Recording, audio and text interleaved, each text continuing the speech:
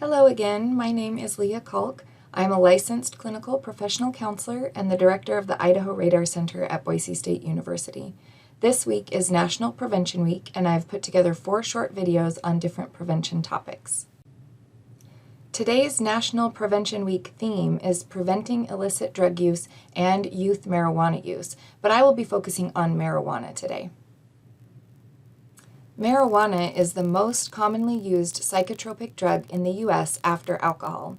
Marijuana refers to the cannabis plant and includes the dried leaves, flowers, stems, and seeds. The cannabis plant contains many chemicals called cannabinoids. There are actually many ways people use marijuana. It can be rolled in paper like a cigarette, or put in a pipe or a water pipe to smoke. Some people mix marijuana into foods or use it to brew tea. More recently, people have been vaping, which is inhaling the vapor of a liquid marijuana extract, or dabbing, which is vaping THC-rich resins. Both vaping and dabbing typically deliver much higher amounts of THC to the body, which can be more dangerous. We typically hear the most about 2 specific cannabinoids, THC and CBD. THC is the mind-altering chemical that produces the high, while CBD is a cannabinoid that does not make people high. Both THC and CBD do have potential medical uses and are currently being researched, but it is important to understand that the FDA has not recognized or approved the marijuana plant itself as medicine. The FDA requires clinical studies in hundreds to thousands of people to determine the benefits and risks of a possible medication.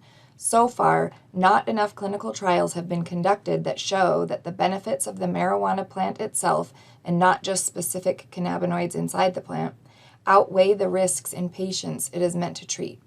Now, the FDA has approved some THC-based medicines to help people with AIDS or people going through chemotherapy, and one CBD oil-based medicine to treat rare forms of epilepsy, but these are only available by prescription and are not smoked.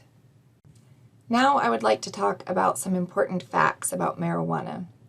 Even with the varying state laws about recreational marijuana use, it is not legal for teens in any state.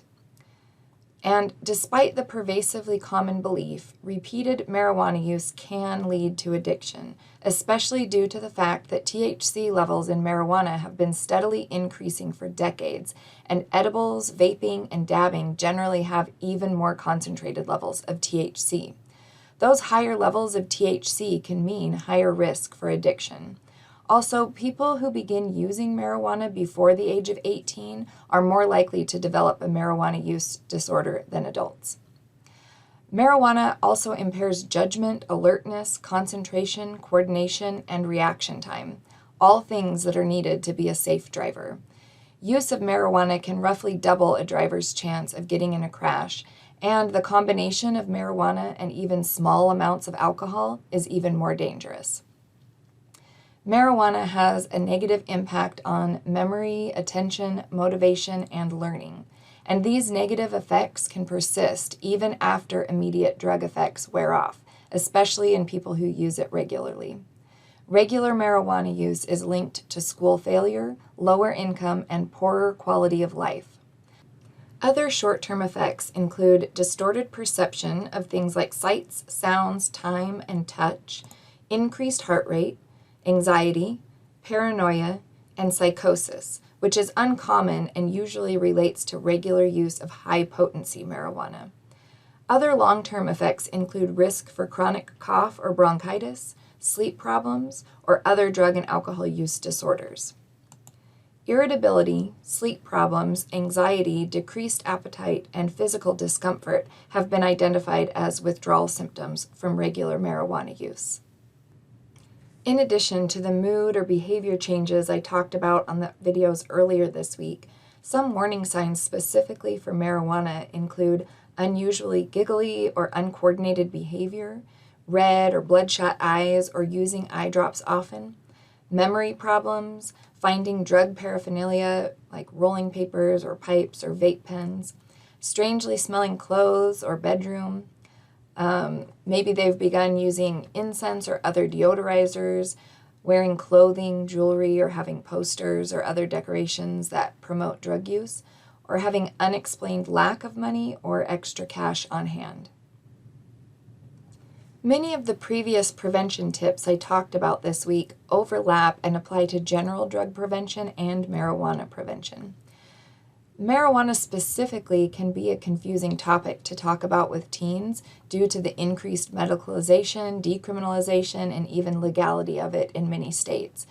Also, many parents may have used marijuana in the past, which could make it more difficult to have an open discussion with their teen or to set rules about its use.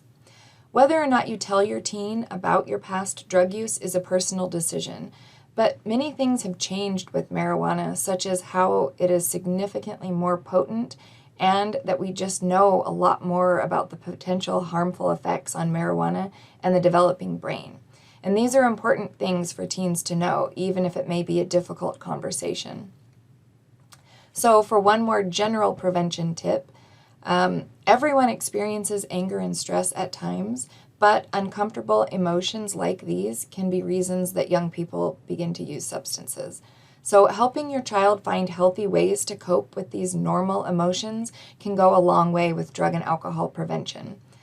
Some suggestions might be meditation, mindfulness, deep breathing, listening to relaxing music, journaling, engaging in physical activity. There are many more. You can help your child find something that works for them.